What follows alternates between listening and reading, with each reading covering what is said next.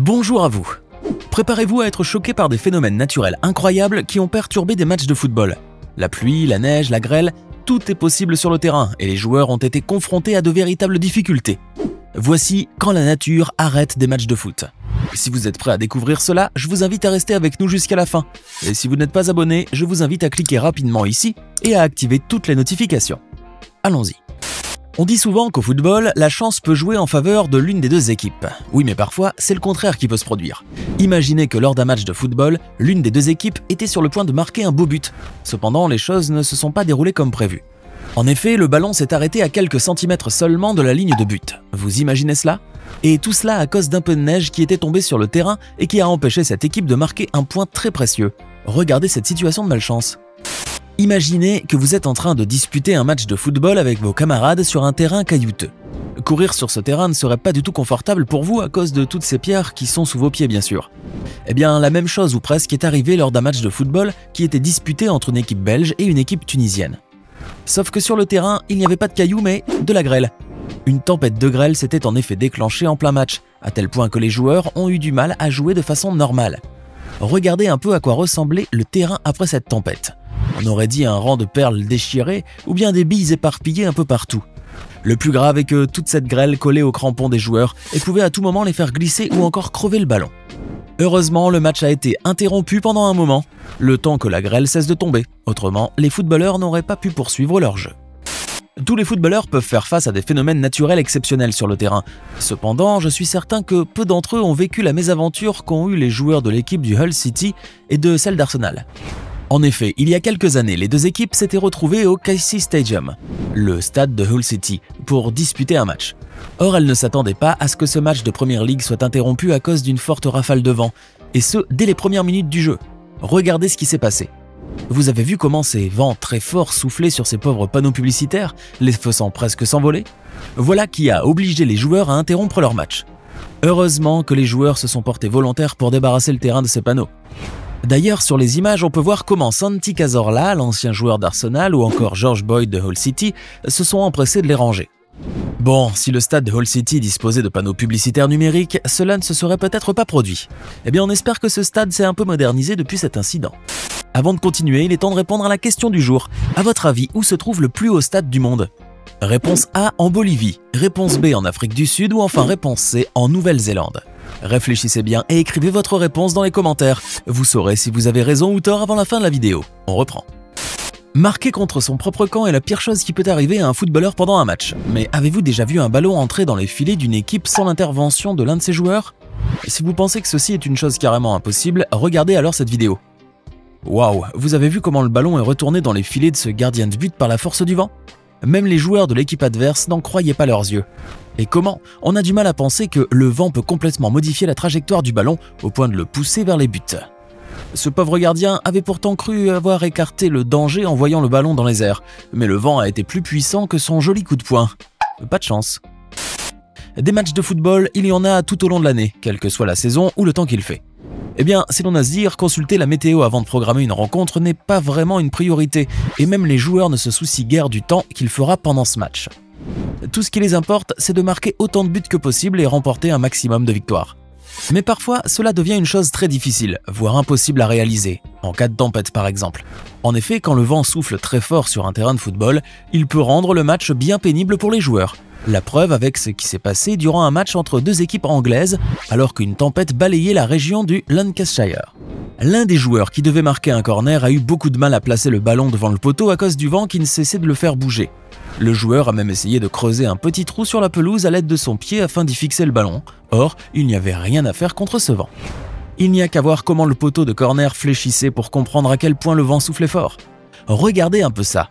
Heureusement que le ballon a fini par se stabiliser sur la pelouse et que le joueur a pu enfin marquer son corner. Pour pouvoir jouer un match de football convenablement, les joueurs doivent disposer d'un terrain bien aménagé et de tous les moyens nécessaires afin que la rencontre se déroule dans les meilleures conditions. Malheureusement, tous les terrains de football ne disposent pas des équipements adéquats pour permettre aux joueurs de disputer leur match en tout confort. Pire encore, certains terrains se retrouvent dans un pitre état lorsque les conditions climatiques deviennent tout à coup mauvaises, comme en cas de pluie par exemple. Imaginez avec moi un terrain de football inondé par les eaux de pluie en plein match. Voilà qui serait bien embêtant car les joueurs devraient interrompre le match et ne reprendre le jeu qu'une fois le terrain débarrassé de toute cette eau. Et bien sûr, cela peut demander assez de temps et mobiliser de grands moyens tout de même. Attendez une minute, vous pensez que toutes les équipes vont devoir interrompre une rencontre dans un cas pareil ? Eh bien non, au Kazakhstan par exemple, qu'il pleuve ou non, les joueurs ne cessent pas le match. Bien au contraire, ils continuent à jouer comme si de rien n'était. Regardez par exemple ces footballeurs qui essaient de jouer tant bien que mal alors que la pelouse est gorgée d'eau. Voilà qui est bien insolite. J'imagine qu'ils se sont bien aspergés d'eau en faisant des passes avec le ballon. Je vais vous parler à présent d'un phénomène naturel qui ne se produit pas souvent, mais qui a tout de même eu lieu juste avant le début d'un match de football. Cela s'est passé en Bolivie dans la commune d'Achocala.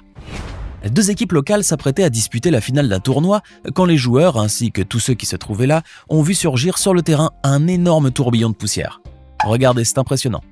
Ces tourbillons de poussière, appelés aussi diables de poussière, se forment généralement en cas d'un important réchauffement de la surface, et notamment lorsque deux types de surfaces distinctes se rencontrent. Les vents peuvent être très violents et balayer tout sur leur passage, soulevant du sable, de la poussière et des tas d'autres choses comme vous avez pu le voir.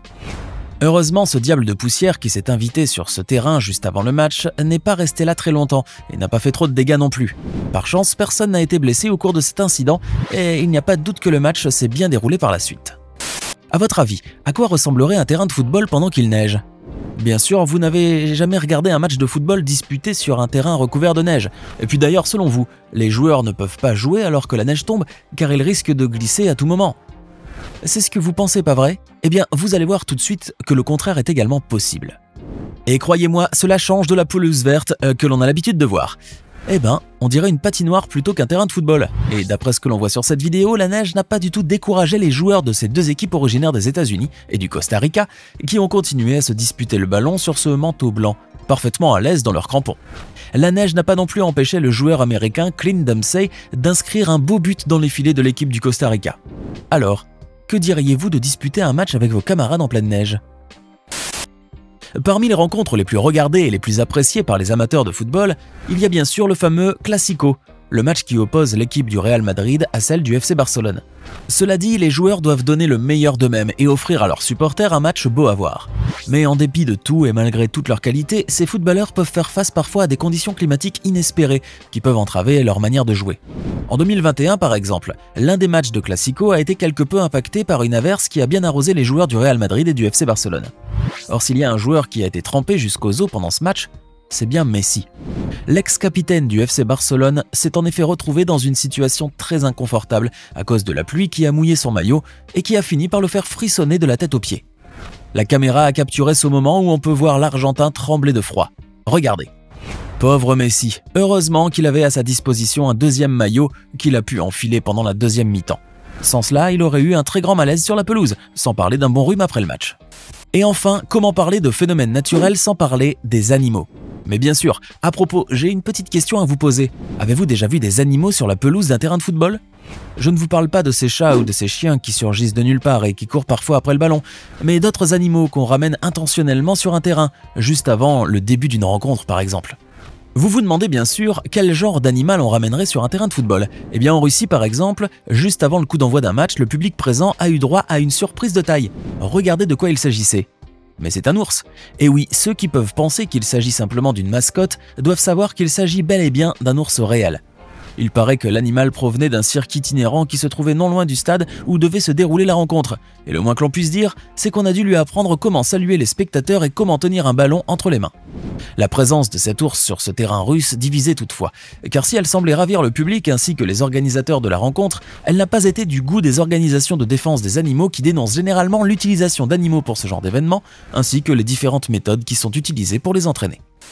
Maintenant, dites-nous dans les commentaires, avez-vous déjà assisté à un match de football qui a été fortement impacté par la pluie, la neige ou autre ? Lequel des phénomènes naturels que vous avez vus aujourd'hui vous a le plus étonné ? Avant de nous quitter, voici la réponse à la question du jour. L'Estadio Municipal Villa Ingenio, le plus haut stade du monde, se trouve à la municipalité d'El Alto, en Bolivie.